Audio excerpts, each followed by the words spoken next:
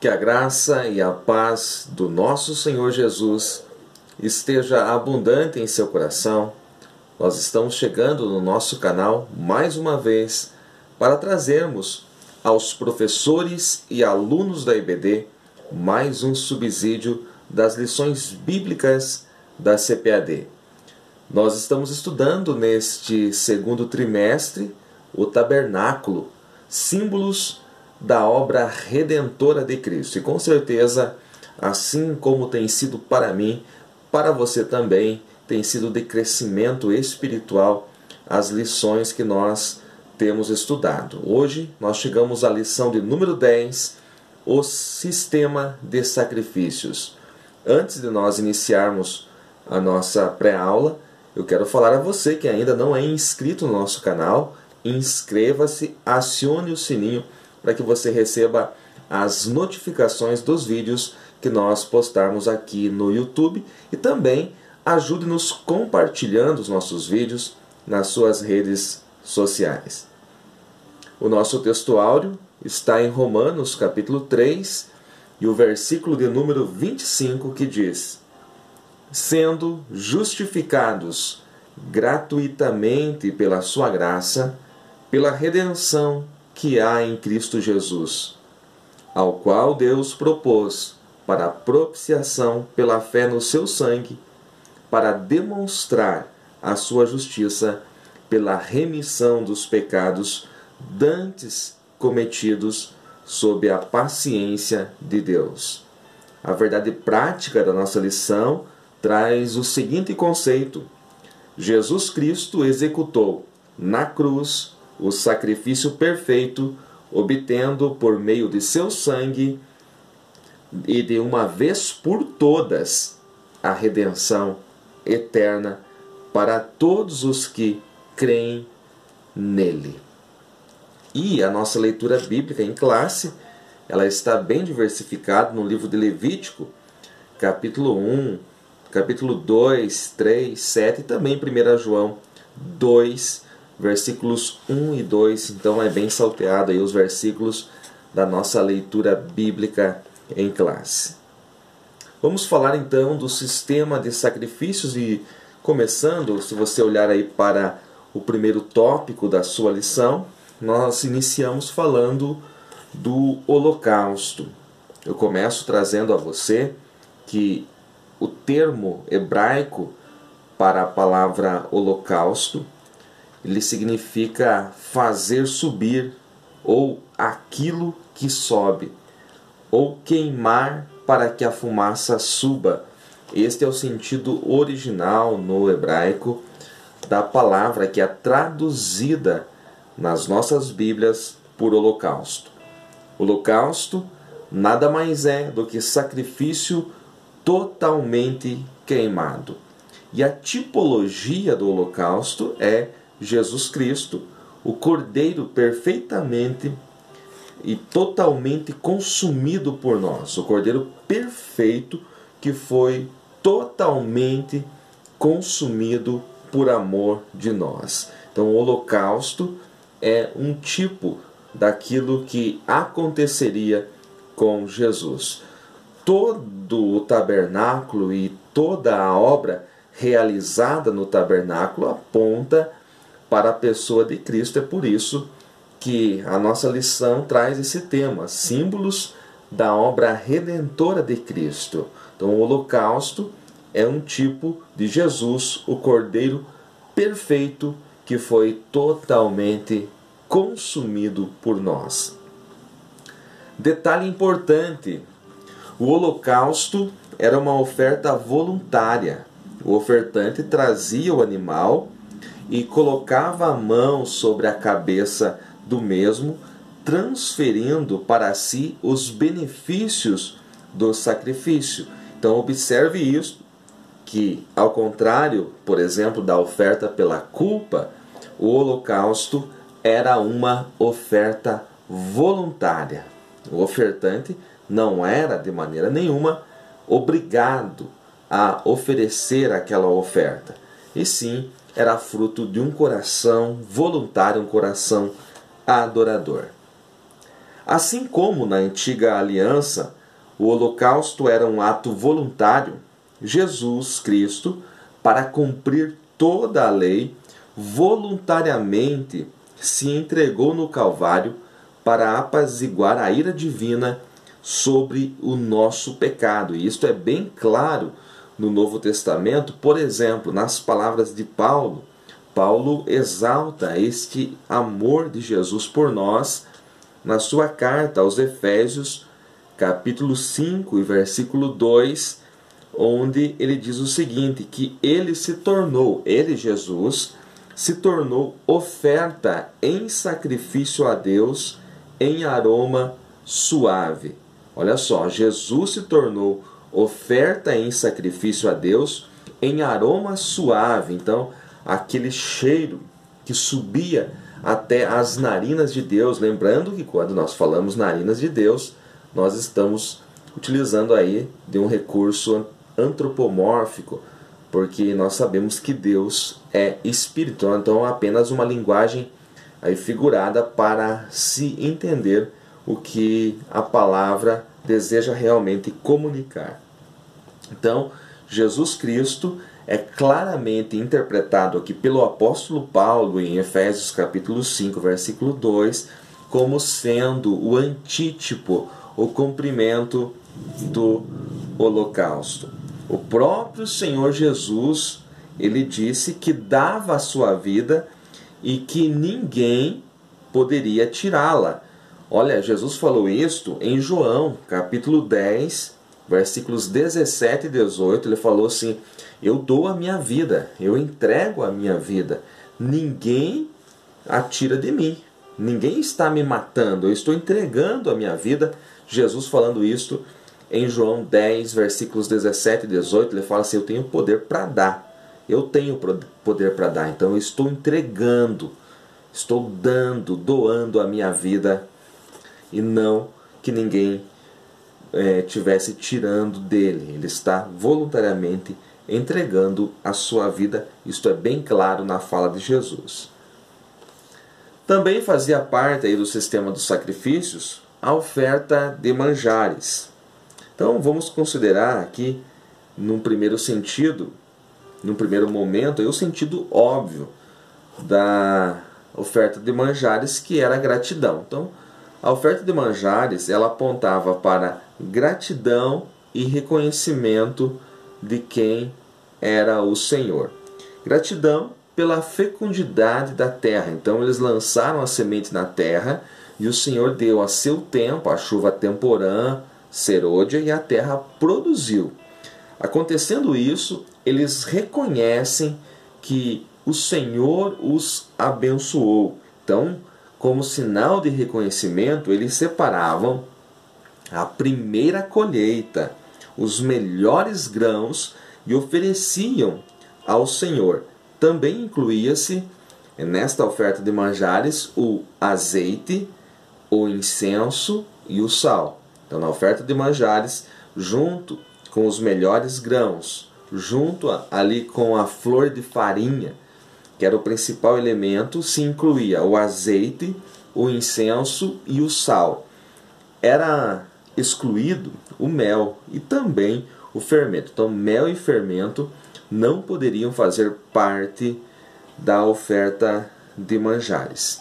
Este momento que eles ofereciam a oferta de manjares também é chamado na Bíblia Sagrada de oferta das primícias. Então, este é o primeiro sentido da oferta de manjares: gratidão e reconhecimento. Corações que são gratos a Deus por tudo que Ele tem dado, por a terra que produz, pela chuva que cai no céu, e reconhecimento que tudo é a mão de Deus. Em segundo lugar, no sentido tipológico, olha só o que trago aqui. Assim como o holocausto simbolizava Cristo na morte, a oferta de manjares representa-o na vida. Encontramos nela uma formosa figura de Cristo, como viveu, andou e serviu na terra.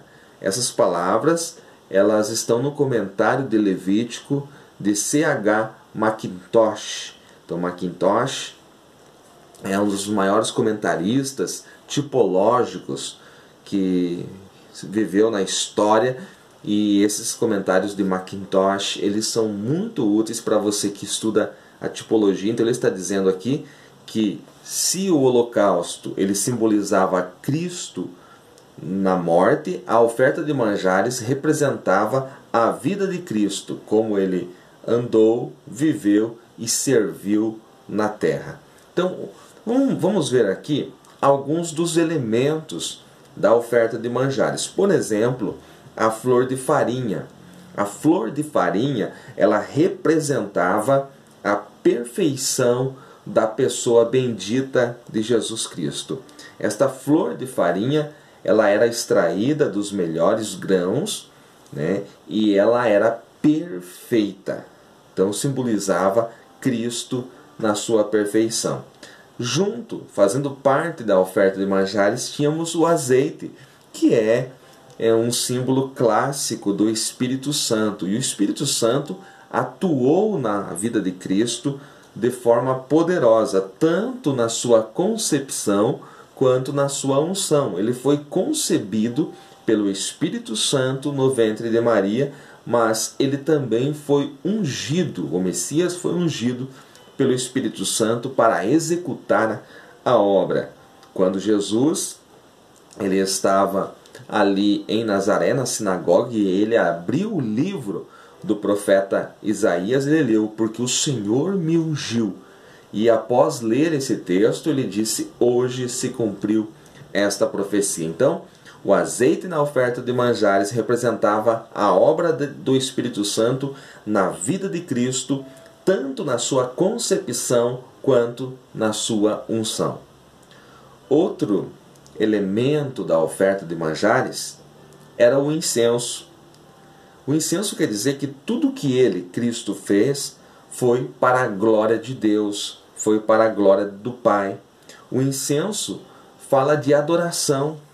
Quando se utilizava o incenso, quando se queimava o incenso no lugar santo, era para adorar aquele que é digno do louvor e da glória. Então o incenso na oferta de manjares tipifica que tudo que Cristo fez foi para a glória do Pai, assim como tudo que nós podemos fazer no reino de Deus é para a glória do nosso Senhor. Outra oferta no sistema de sacrifícios era a oferta pacífica. Na oferta pacífica, o principal pensamento é a comunhão do adorador com o Senhor. O principal na oferta pacífica é a comunhão do adorador com o seu Senhor. Na oferta pacífica, o animal poderia ser macho ou fêmea, ao contrário de outras ofertas, onde o animal teria que ser macho. Então, na oferta pacífica, o animal poderia ser macho ou fêmea, e o sacerdote e o ofertante comiam a carne. Então, o animal era sacrificado, o sangue era aspergido ao pé do altar, era queimado ali os miúdos do animal, mas a carne poderia ser comida pelos sacerdotes e também pelo ofertante. A oferta pacífica, ela simbolizava comunhão e felicidade com o Pai. Alguém que vinha trazer oferta pacífica era porque estava agradecido e desejava expressar a comunhão que ele tinha com o Pai. Outra oferta no sistema de sacrifícios era a oferta pelo pecado. Olha que detalhe interessante na oferta pelo pecado. Essas ofertas eram obrigatórias e não voluntárias, como as outras que nós falamos, como o holocausto, por exemplo. Então, a oferta pelo pecado ou pela culpa era obrigatória. Então, a pessoa trazia o animal para ser sacrificado porque ele sabia que tinha pecado contra o Senhor, que estava numa posição de pecado. Então, ele vinha trazer o sacrifício para que o seu pecado fosse coberto. Apenas coberto, porque o sangue de animais, como diz o autor aos Hebreus, não poderia apagar, cancelar pecados. Então as ofertas pela culpa ou oferta pelo pecado eram obrigatórias, eram realizadas fora do arraial. Tipo do que? De Cristo, sacrificado fora de Jerusalém. Veja só, tudo que há no ritual do tabernáculo apontava para a pessoa de Cristo. Por último, nós temos o dia da expiação, chamado pelos hebreus de Yom Kippur.